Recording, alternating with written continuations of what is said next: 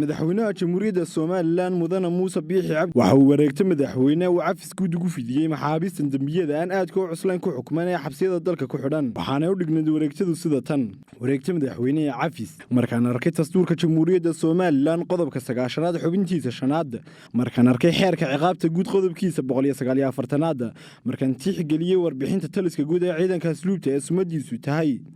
132 kuna taariikhaysan 21 bisha 3 2020 markaan arkay soo jeedinta xafiiska xeerlaaliyaha guud ee qaranka ee sumadiisu tahay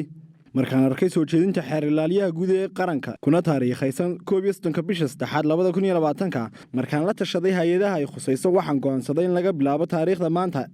aan cafis guud u fidiyo maxaabiista dambiyada aan aad ka cuslayn ku xukumanaya xabsiyada dalka ku xidhan oo tiradeedu dhan tahay 574 maxbuus cafiskani saameyn kuma laha xuquuqda madaniga ah iyo raadka ciqaabeed ee ka dhalanaysa dambiyada ay ku xukumanayeen sida ku xusan qodobka 29aad ee xeerka ciqaabta guud waxa cafiskan fulinaya xafiiska xeerlaalinta guud ee qaranka